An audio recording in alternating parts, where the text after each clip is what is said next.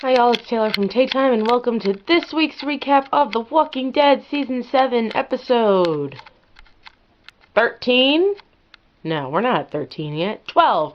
12. Say yes. Let's begin.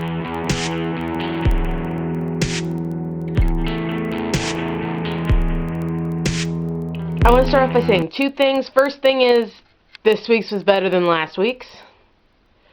Second thing is, I don't think the show jumped the shark, only Rick. Like, Rick jumped, made it. We'll get to that. Everybody else goes to jump, and the shark gets them. And all I'm thinking about is like a Family Guy cutaway with a shark. But you get my drift.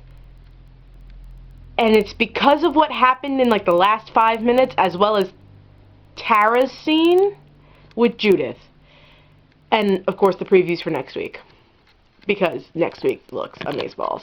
So let's begin this recap. So basically, this was it was a lot more comical. It felt very Zombieland mixed with Universal's Halloween Horror Nights coming to life. Universal, if you do not take this episode and turn it into the Walking Dead house for next year, like, oh my god, you have to. You have to make this carnival of, like, someone called it the Grease Carnival of Death. I don't even, like, it's hilarious what this concept is. Anyway, okay, I'm good. Okay, I'm good. Alright. Anyway, Rick and Michonne are out on the run trying to find guns, whatever, and food, and, like, they find some stuff. They find these people playing golf. We don't know if they just steal the batteries and pretzels, or if they, like, actually, like, kill these people, or have any issue with these people, and then, like, they find a deer, and, like, Rick's like, well, I owe you a deer for the one Negan took, and they keep being Rochon and doing things. Any to the who. Sorry, Seth Rudetsky, I just stole one of your catchphrases. Anyway, basically, they end up coming across this carnival, and they go on the roof of, I guess, the carnival supply area, or, like, wherever, basically, how they find this carnival is they find a army zombie with a working gun and some ammo on them. So, of course, Rick is like, we gotta get this. So they take the gun, they take the ammo, because you never know. You never know. You never know, because you can easily make more ammo from that weapon. Although Eugene is now at the sanctuary, so they kind of have no help there. Anyway, they go up on the roof, and they're being kind of stupid. Although, in hindsight, they were at the edge, but the roof still gave in. Whatever. Usually you stay on the edge. Roof still gave in. You heard them laughing. You were like, what? And then it cut away really quickly to...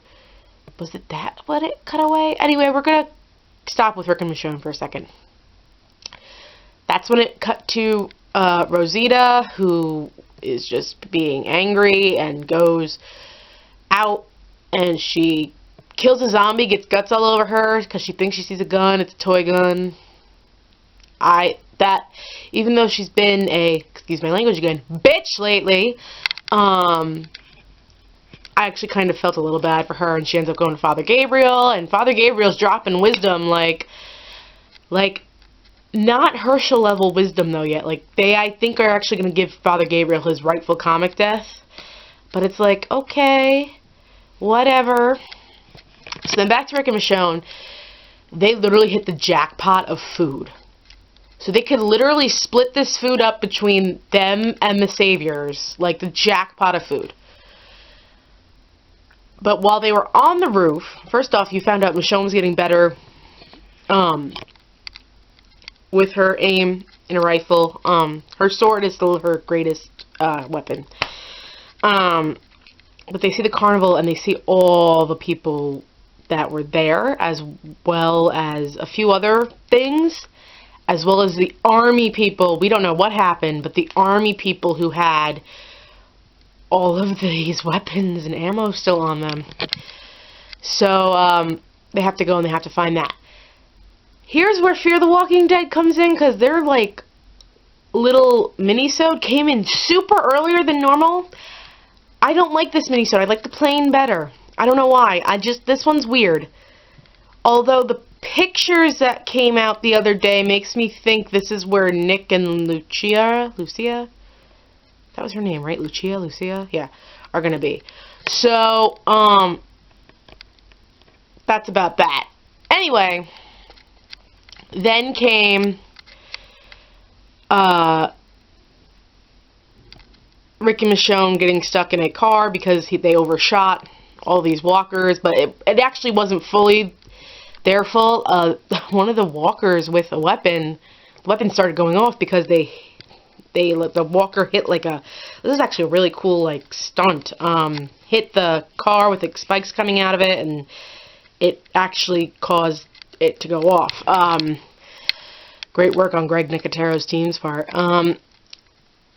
So then we go back to Alexandria, and Tara's playing with like her little seaside bracelet, and then you see Judith.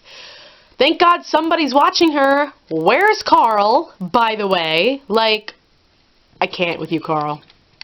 And she basically reveals to Judith the ocean side.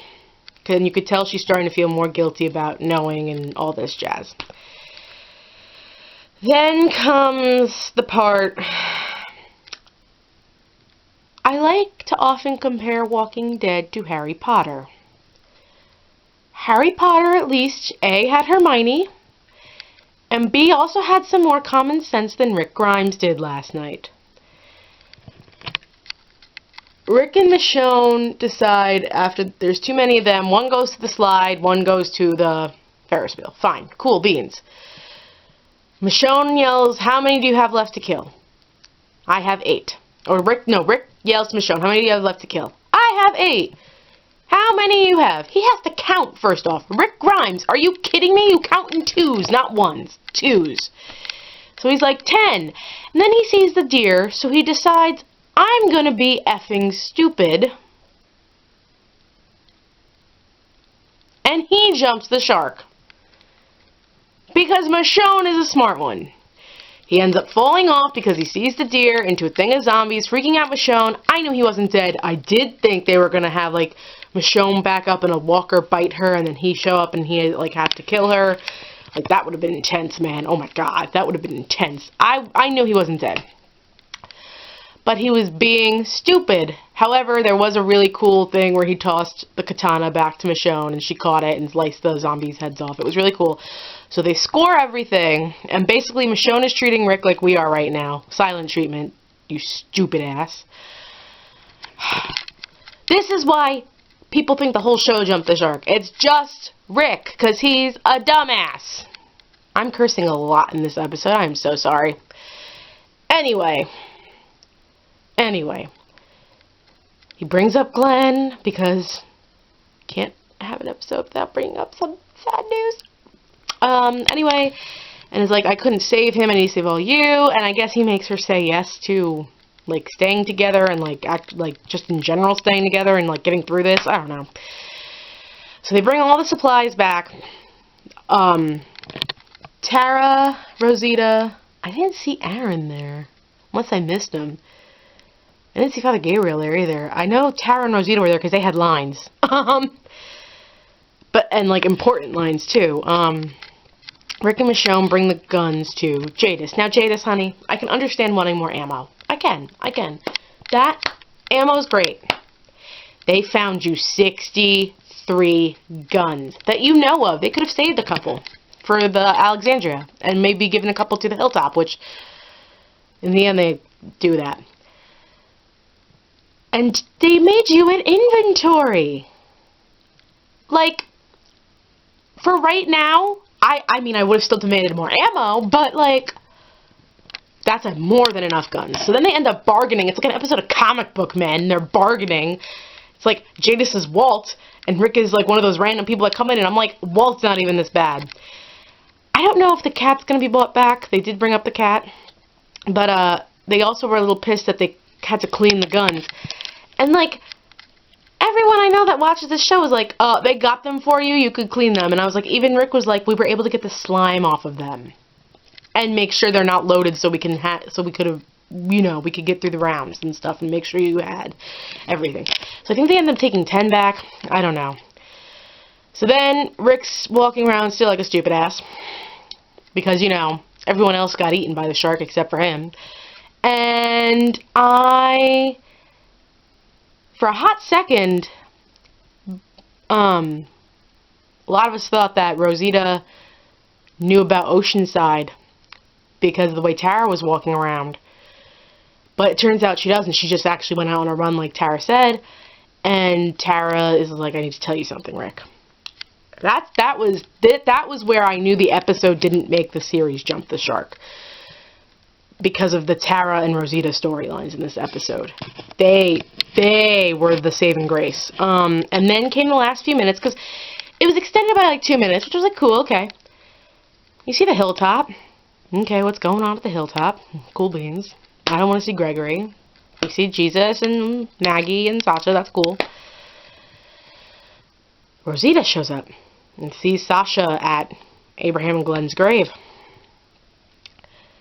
Apparently, they had been planning to assassinate Negan the whole time. Rosita brings Sasha a rifle like she used to have, and they basically confirm that this is a suicide mission. It's a suicide mission. Now, both of these actresses, I'm very happy for Sonequa Martin Green, first off, because she is now the lead in the Star Trek reboot. The first female, like, captain, and Gene Roddenberry is probably, like, applauding her right now. I am so happy for her, and I'm so happy to hear that Christian is expecting a baby. Like, this is exciting news. Like, this is actually exciting news for both these women. They could both be killed. They could both survive and somebody else die. Like, I don't know, guys. I don't know. These last 3 minutes were like, whoa, okay. So, next week looks amazing. Like, amazing. Like, because now that we've reached the halfway point, things are going to start to pick up. Carol is, like, wandering around with a rifle. And, like, she goes to Morgan. I think she knows Darrow lied to her.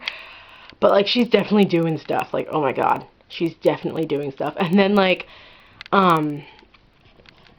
there's, like, all this stuff involving Ezekiel. And the last shot you see was him pulling out a weapon on somebody. And I was like, Ezekiel for the win! Like, the best thing about this season in terms of adding stuff from the comics was the Kingdom.